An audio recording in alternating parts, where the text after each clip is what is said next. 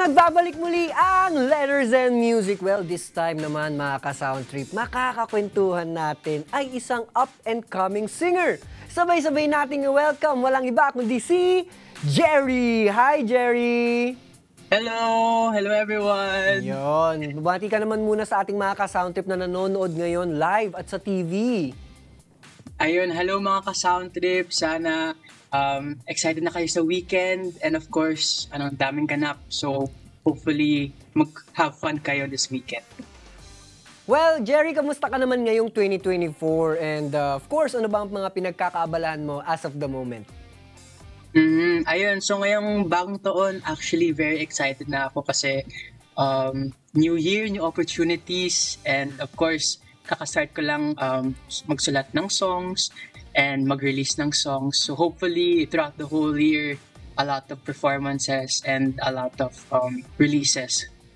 And here on Letters and Music, talaga namang excited kami na maabangan lahat yung mga bagong releases. And of course, yung mga susunod mo pang gagawin. Well, eto na.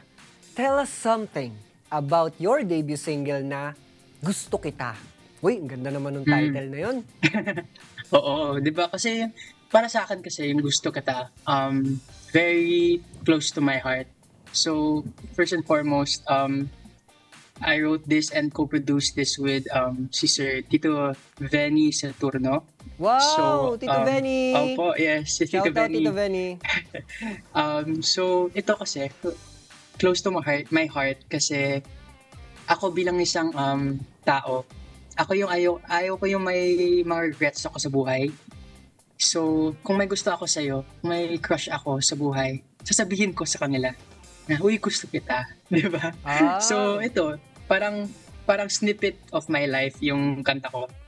Wow, so may relevance sa buhay ni Jerry. And of course, for sure may na-experience ka rin ganyan. Ibig sabihin pala, Jerry, straightforward kang person na kapag may naramdaman ka, talagang sasabihin mo. And we are looking forward later on lang at mapapakinggan na natin yung song mo na Gusto Kita. Well, maraming nag-aabang na mga ka-sound trip natin dyan. Pero bago ang lahat, ano ba ang malulook forward namin sa'yo ngayong panibagong taon at sa career mo bilang isang singer? Yes, so sa 2024 pa lamang, may mga guestings na ako. So, this Sunday, January 21, may performance ako sa Ika Fair. So, kung makadaanan niyo yung Ika Fair sa Green Hills, I'll be performing there. Tapos, I also have a guesting performance in Bossy Rudos on February 13 in Ayala, Alabang. And hopefully, throughout the whole year, may mga guestings din ako sa mall shows, mga school campuses. And ayun po, I'll continue to keep writing songs and sana malabas din yung other songs ko this year.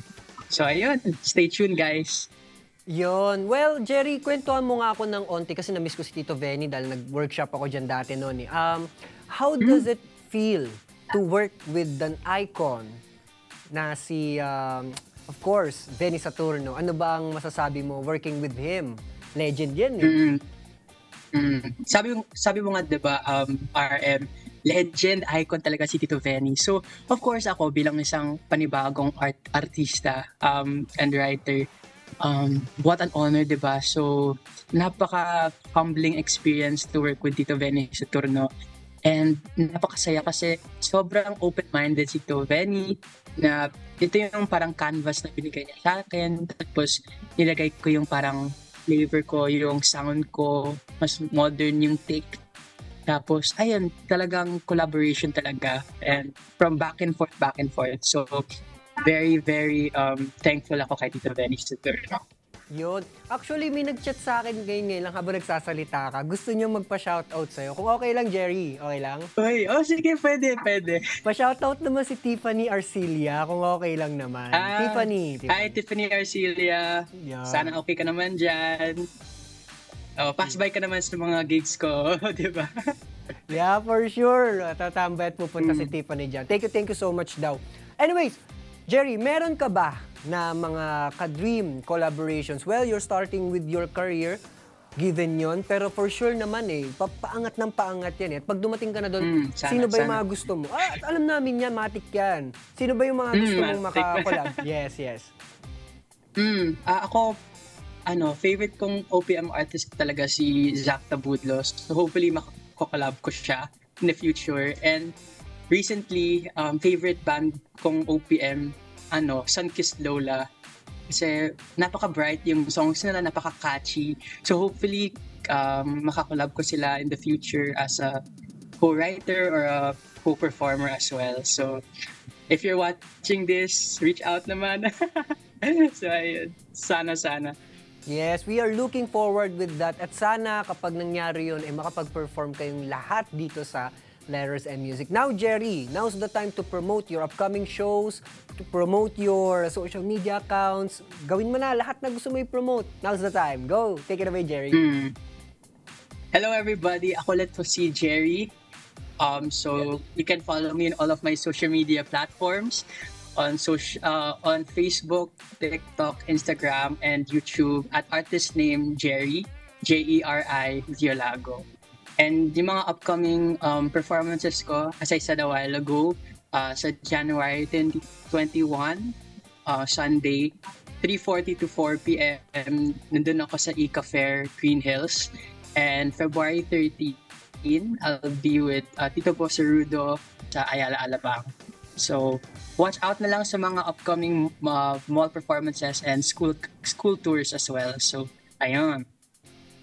Thank you so much, Jerry, sa iyong time na pagpapaunlak dito sa Letters and Music. Ngayon naman, guys, eto na. Pakikinggan na natin ang pinag-uusapan nating debut single kanina pa lang. So, i-welcome na natin muli si Jerry para sa kanyang debut single na Gusto Kita. Siyempre, dito lang sa Letters and Music stage. Enjoy, guys! At yan na nga, napanood na natin ang performance ni Jerry ng kanyang debut single na Gusto Kita! Grabe, ang ganda na. Bagay na bagay. Oo, napaka-good vibes. Yeah. At saka, yung mga yung mga gusto nilang mag-dedicate sa mga ginugusto nila, ay pwede nilang i-dedicate yan, right? Oo, tamang-tama. Ewan ko, natatawa ako bigla. Pero syempre, happiness because of the song that we heard. And of course, hi! well, muli, thank you very much, Jerry, for that very wonderful song. For sure, maraming natuwa na ating mga ka-sound trip na nakapakinig sa napakagandang musikang inihandog mo sa amin. Well, bago natin i-shoutout ang ating mga pages, gusto ko munang i-shoutout din.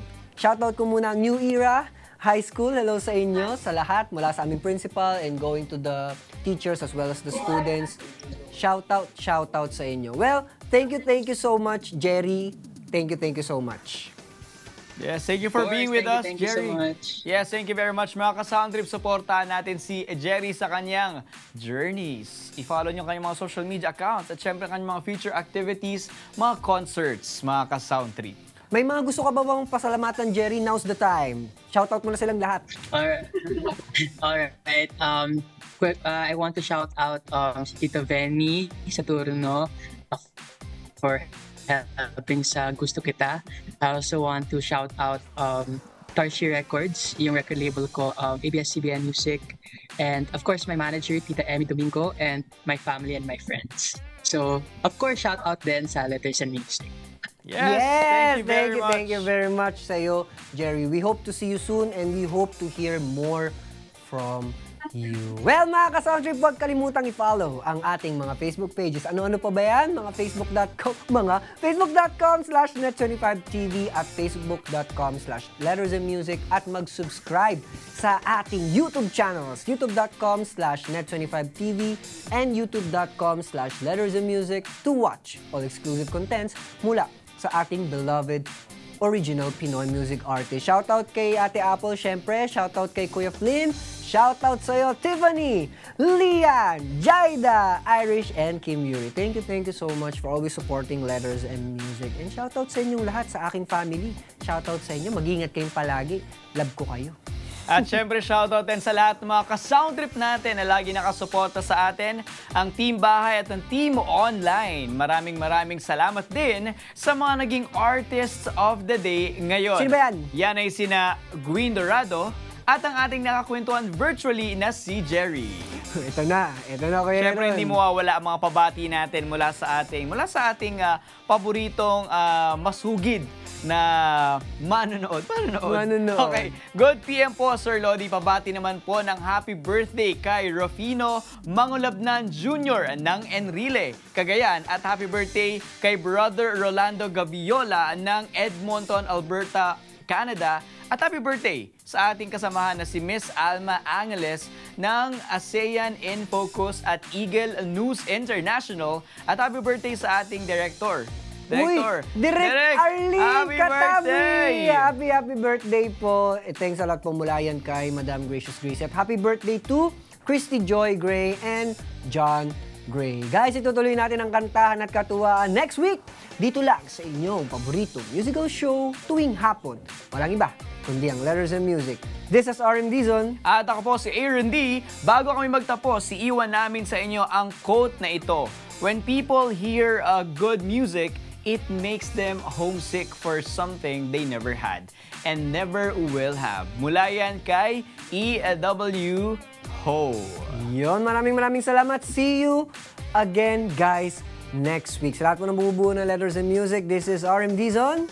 And once again, I'm Aaron D. Happy Saturday, mga Happy ka-sound trip! Saturday!